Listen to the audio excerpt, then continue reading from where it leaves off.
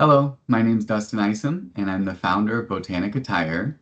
Welcome to my MBA 506 assessment presentation, where I'll walk you through how I use experimentation, MVPs, and customer feedback to define the product, reduce risk, and move toward a production-ready prototype.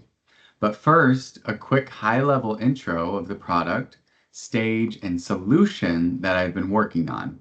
My company's initial product is currently in pre-revenue development, and it's a patent-pending decorative shrink-fit sleeve that transforms unattractive plant pots into premium decorative planters without the mess, hassle, or cost of repotting. So let's take a deeper look. So here's the problem. Through customer discovery, I found one that was very consistent. Most house plants come in unattractive nursery pots. The traditional solution is to buy a decorative planter and repot the plant, but customers describe that process as messy, time-consuming, and sometimes risky for the plant itself. At the same time, many people enjoy seasonal decorating and don't want to purchase multiple expensive planters throughout the year. This revealed a gap in the market that existing solutions weren't addressing. The solution, Botanic Attire, solves that problem with a decorative shrink-fit sleeve. The customer simply slides the sleeve over an existing nursery pot and applies heat with a standard household hairdryer. The sleeve then shrinks and conforms to the shape of the pot to create the appearance of a premium decorative planter in just minutes. The core value proposition is simple. Transform any standard plant pot without the mess or hassle of repotting. My competitor analysis in this class ended up showing that Botanic Attire isn't really competing with traditional planter companies.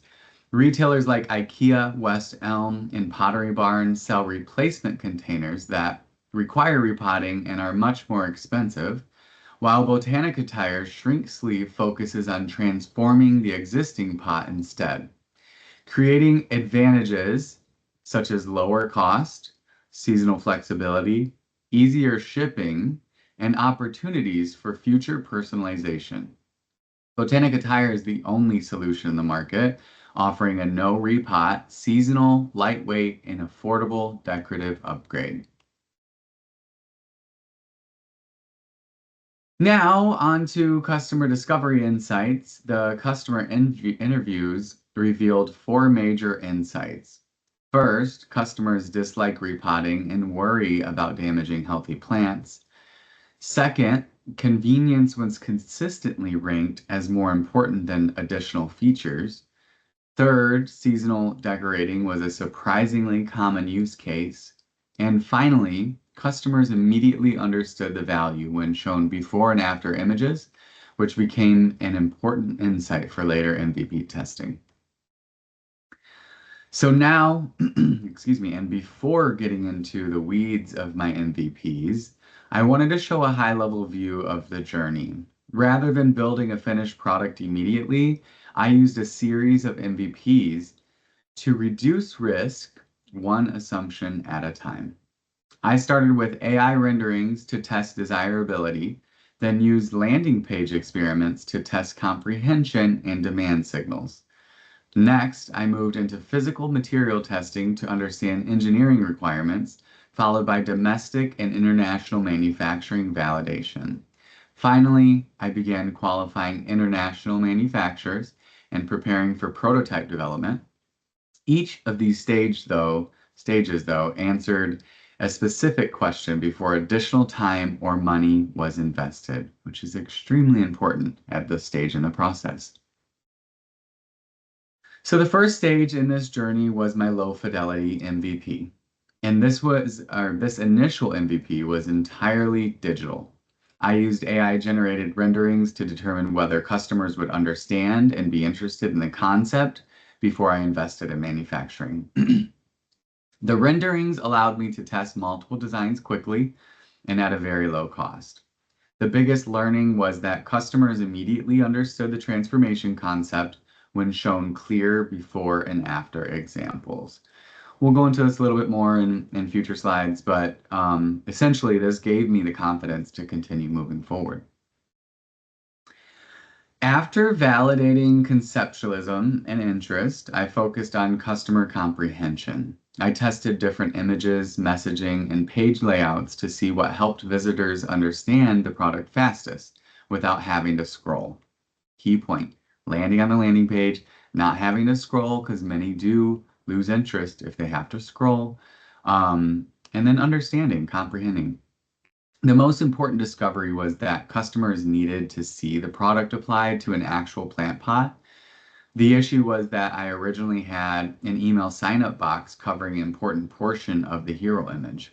So I'll show you what we landed on at the end of this, just so you can see what that looks like. But the original had a sign-up box covering the primary focus of my landing page. And I eventually made the email capture a pop-up only, which allowed visitors to see the full image of the product applied. Once I made that change, comprehension improved significantly. This reinforced the importance of leading with the transformation rather than the design itself. And here's the result. This was the final landing page. The pop-up you cannot see right now because I've already closed it out. Excuse me, but it does pop up, and then they can click next or enter their email and then see the full image. Now, for stage 3, which was my physical MVP, I moved into physical testing with a domestic manufacturer in St. Louis, Missouri. I actually traveled there, met with them. They were the most interested domestic manufacturer who actually wanted to meet to discuss and do some testing. So I flew out there, hit 2 birds with 1 stone, visited a friend, went to the manufacturer, and we tested shrink materials directly on nursery pots using a standard household hairdryer. That's key for this product. It's very a DIY product where people can do it at home at ease with a household hairdryer, which almost everybody has. And the first materials tested in this process did not provide full coverage and produced wrinkles and gaps. This led us to investigating deeper into an understanding that shrink materials have different responses to heat based on how they're manufactured, or what they're manufactured to do, what the shrink ratio is.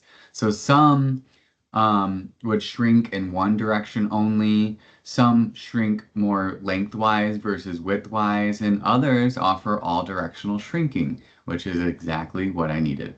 This revealed that material selection would be critical to the customer experience. It was an important lesson because it prevented me from moving forward with the wrong material as a whole. Now, from the physical material experimentation to the design evolution, this slide shows how testing changed the product specification. Originally, I assumed most shrink materials would perform similarly. Instead, I learned that shrink ratio, film thickness, and material composition all impacted the final appearance. After testing multiple options, PVC material also emerged as the strongest solution because it performs well at temperatures achievable with the household hairdryer and provides full coverage shrink at a premium quality. The product specification became more refined as assumptions were replaced by evidence. With all of this evolution, I wanted to note another key learning, and that was how to remain disciplined with what I need to address immediately versus future state. There's so much that I want to go after in these stages and so much I want to address, but I need to, sort of put the horse before the carriage. And a major goal of this class was defining what belongs to the MVP or in the MVP and what doesn't. The MVP focuses on solving the core problem, transforming a nursery pot without the mess and hassle of repotting. Features such as multiple sizes, decorative graphics, and simple hairdryer application were included because they directly support that goal. Other features like personalization, expanded catalogs, and retail expansion were intentionally deferred because that stuff can come later, and it will come later. I just needed really hyper focus on getting this product manufactured, allowing myself to sell it, become revenue generating. So this allowed me to focus on validating the core value proposition first, which is helping lead me into getting my physical product into revenue generation. Through all of my testing domestically, I eventually hit a slight roadblock, which could have been pretty big if I just put all of my eggs in one basket. I wasn't able to find a single domestic manufacturer after speaking to about 10 of them who could handle the large size of my shrink sleeve, so the actual product size. And it was at that moment manufacturing became the biggest risk for me. They could handle usually the small, almost all of them could, the medium, some could, and the large, almost none could. There was obviously a need for printing on this sleeve, so some could produce the large, but they couldn't print on it. So they had some restrictions. Initially, I assumed domestic manufacturers would be able to support all product sizes. I also thought I wanted to keep my logistics and everything else easier domestically, and I was protected with my patent here. But I did eventually discover size limitations. I expanded my search internationally and realized that I have to go to China to make this happen. And so, I read and investigated more into my patent and what it protects, and I do have some protections with the current patent in Europe. So my key markets are Europe and the United States.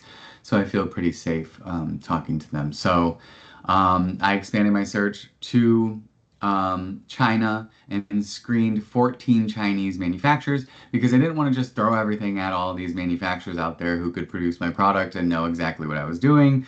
So I intentionally screened them on some specifications. I evaluated capabilities such as maximum lay fat width, which especially on the large size was why I was going there. Digital printing, which is key for my designs. MOQ requirements, because I don't want to talk to manufacturers that are going to require me to have 10 to 20,000 MOQ in the beginning, and then also prototype support. The outcome was 3 qualified manufacturers capable of supporting all 3 sizes and willing to provide prototype samples.